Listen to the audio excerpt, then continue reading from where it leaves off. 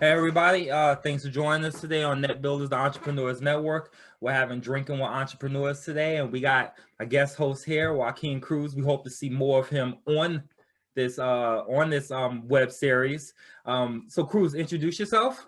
Let Hey everybody know. guys, how's it going? Oh, sorry. All right, cool.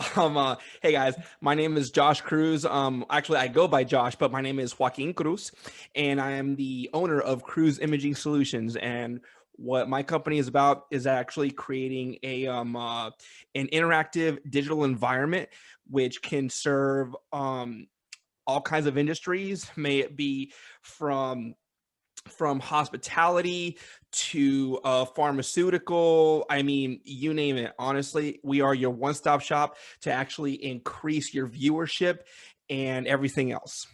Perfect. And I got to see a bunch of your work, and I have to say it is amazing watching that work and watching you bring these environments to life.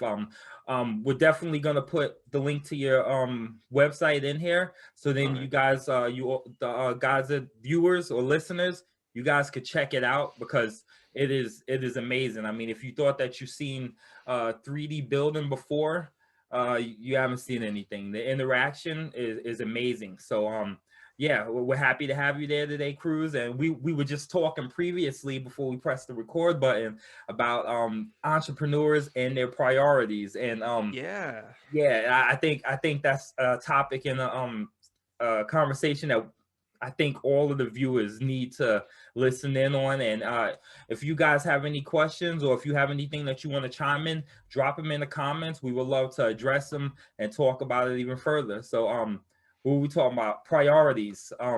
Priorities. Yeah, Man, yeah, that's definitely a big topic, right?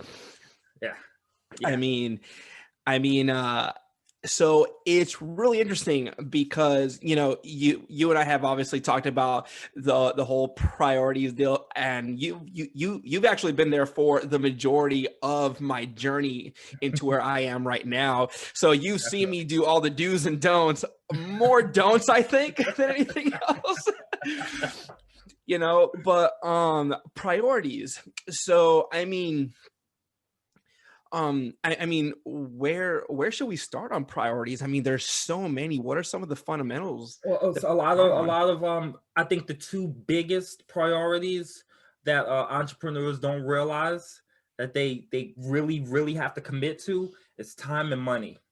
Time and money. Time and money. Yeah. I'm guilty of it a lot. I mean, I like to consider myself as a seasoned entrepreneur, but it's Right. Yeah. Yeah. Of course. but Of course. time is my biggest problem because Mm, we all know as an entrepreneur, 6 o'clock it's not time to clock out. You don't clock out. You still got stuff to do. I make my list every day of things that I need to get done. And then sometimes when 6 o'clock comes up, I grab a beer and I turn on my Xbox or turn on a movie. of course. And then the next day, I punch myself in the face because there was three things on that list that I didn't get done. Exactly. Exactly. And I think one of the biggest things as an entrepreneur is that you have like this list, it's like a mountain of a list of things that you absolutely have to do, and you can just get distracted so easily. And I think that's where the priorities really come into place. And you were saying that so it's time and money, you said. Yes, yes, definitely money. Time.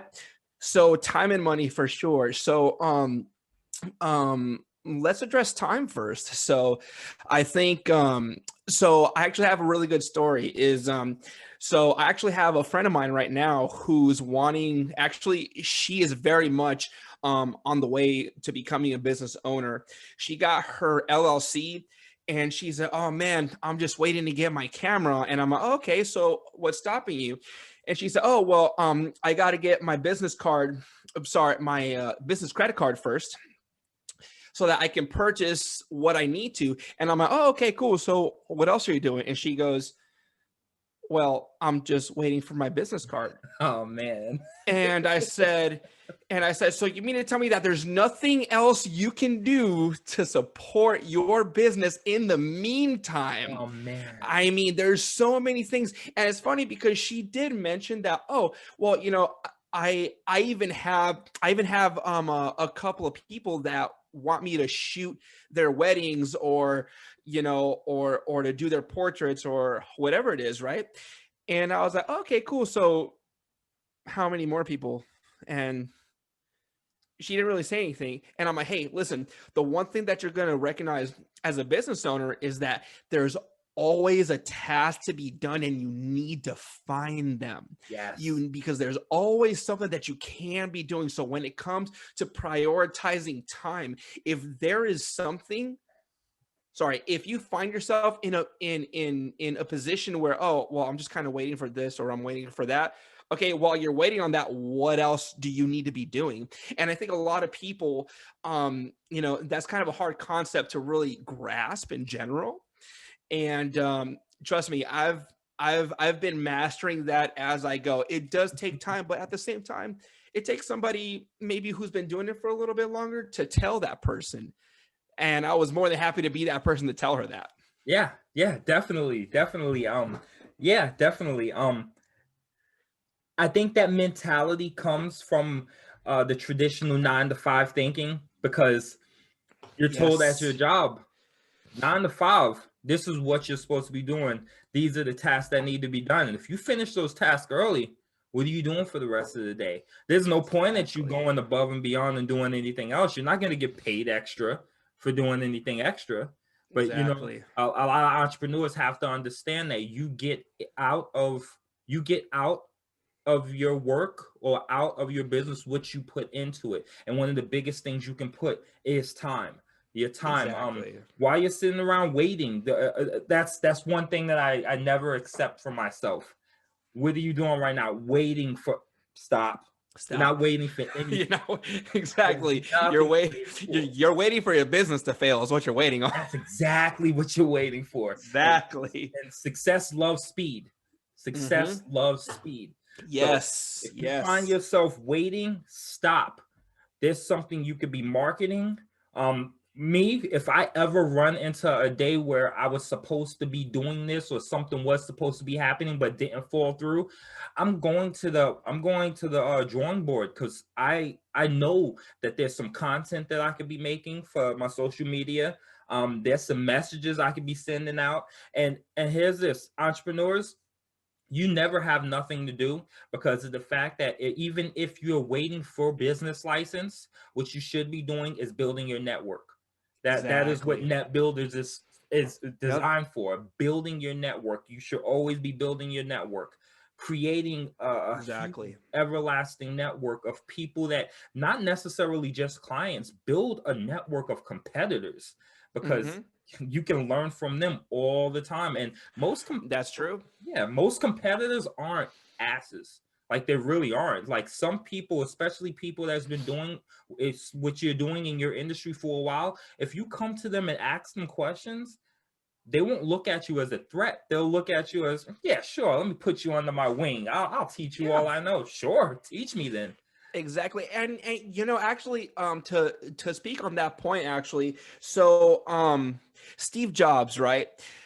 So if don't quote me exactly, but from what I understand, one of Steve Jobs' ways of seeing things was,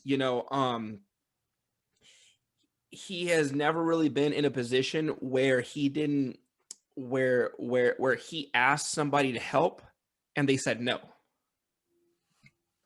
And I think that's important, especially for new business owners as well too.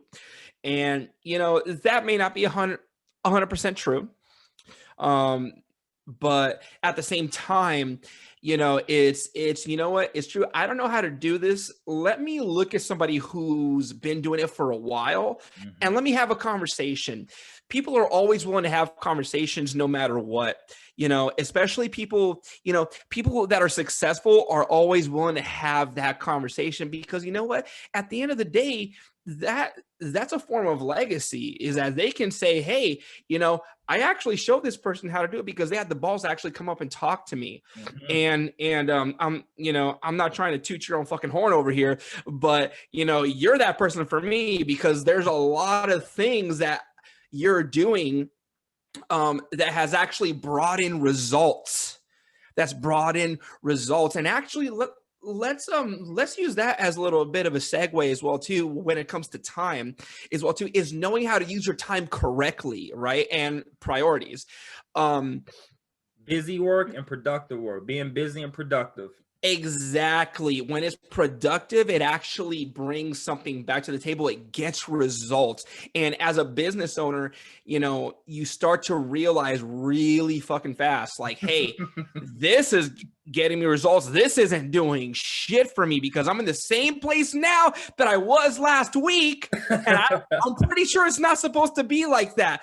But to speak on what you were saying, I think a lot of people bring that over from the working the 9 to 5, getting paid for their time versus getting paid what they're worth. Ooh, I love that. You know, and that's something that I've definitely been, excuse me. Whew. Sorry, I've had a couple, obviously. Yeah. This is entrepreneurs drinking, everybody. But yeah, no, bringing over that mentality from that thing in particular, you know, it's just it's very harmful, and it is a difficult cycle to break out of. Yeah. You know, so I really like that, you know, that point that you brought up. Yes, I appreciate that. That's generational, you know. One of the biggest problems that entrepreneur has, I'm a little bit off topic right now, but one of the biggest problems that an entrepreneur has is that lack of support. And it's hard to get support from family. Well, a lot of people are afraid to ask for it too. Exactly. And that's pride, you know. Entrepreneurs have to get rid of pride. If you go into your business pridefully, I mean, it's great to poke out your chest at what you've accomplished. Exactly. That's great, you know. But of course, but to ask for help, you know, ask for help. You know, there's groups on Facebook. There's different people that you've seen do it. Like, one of my favorite things to do. Hey Stu. Go ahead. The self-made man is a myth. I agree. The self-made man is a myth. Arnold Schwarzenegger. Oh my God. 100%. The self-made man is a myth. So I'm just supporting what you're saying. Continue. I had to pull the Schwarzenegger out. And nobody can argue with the governor. I know. Yeah, exactly. Exactly. No one can argue with him. Get to your business. The point of that is ask for help. You know what I mean? Ask for help. Network, ask for help. You know, yeah, time is a huge thing. Time is something entrepreneurs. Listen, if you're running your business, or if you have a business and you haven't gotten to sell, but you can tell me everything about Grey's Anatomy because you just sat there and binge watched every episode, you're not running your business. You're not working your business. And especially as a solopreneur, if you're doing everything, you're wearing too many hats for you. I mean, I'm not saying don't enjoy yourself. Well, real quick, before you move on, let's break that down. What would you say is the difference between an entrepreneur and a solopreneur? Because, believe it or not, I've actually been making a lot of connections on LinkedIn, and one in particular was, hey, I'm actually a solopreneur. And that was actually the first time that I heard that term. I'm a solopreneur, and I don't need your service in particular, but I know other people that do. Okay. So what's the difference between those two? All right. So an entrepreneur is like you. As of right now, you hold a position as a solopreneur, but as you expand and you scale, your business will require for you to have more employees under you, whether they be independent contractors or if they be employees. A That's true. So I've actually solopreneur, moved past the solopreneur because exactly, as a matter of fact, I have you as a partner as well. And I also have my partners up in Ireland as well that do the majority of my social and web presence and create content for me to actually go on and promote my business. So you're exactly, right. You're absolutely exactly. right. So I would be considered an entrepreneur versus a solopreneur. Exactly. A solopreneur is say like a virtual assistant. They never Right. have they fall more into a freelance Mhm. category. They Yeah. never have aspirations or intentions on ever having to hire. So if their Huh. workload gets too heavy, they'll just cut everybody else I off. was gonna say they'll just drop it off. Yeah. Exactly. Or Huh. maybe they'll sublet that work out, you know, but Mhm. they have no intentions on ever being a business owner or ever owning Right. a business, you know what I mean? Having employees. But oh, okay. So I was gonna say, so you mean to tell me, so you have, let's talk about this in levels then, right? Okay. So you have your 9 to 5 employee, they're getting paid for their hours, for the hours that they put in. Yes. Then you have a solopreneur that's getting paid for their value, Hmm. but they're content with just that particular little bit Yeah, well, right there.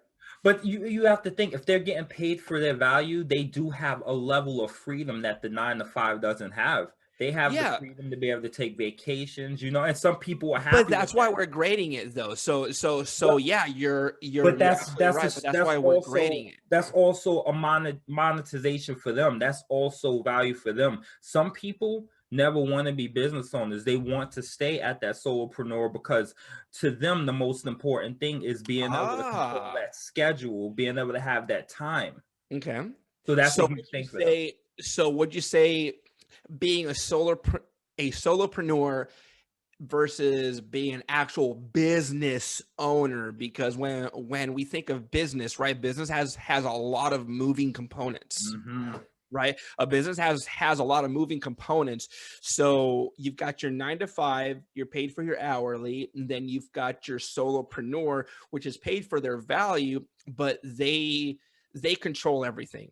Yes. They control everything. They can expand in the terms of they can work with that person, and they can get all the clout, and they can be a consultant or whatever it is, and they can get paid big bucks. Yes. But would you say that actually being an entrepreneur at the higher business level where you're creating relationships and getting people to help you build your things and you have all these sections, would you say that that's like the highest form of these are the people that are going to be in the top 1%? Yes, I Okay. definitely say so. And the main reason why is because as a solopreneur, you can only do so much as you can possibly do. So you put a cap. You put a cap on your earning potential Right. because Oh, okay. yeah, you put a Okay. cap on your earning potential because once you go over your threshold of how many clients you can have because there's only 24 hours in a day, then Mhm, what do? Now you can, like I said, sublet that out, which mhm, can keep income coming in, but mhm. who's to say that who you subletted that out to isn't going to steal your future business? Right. That's true. So that's always risky.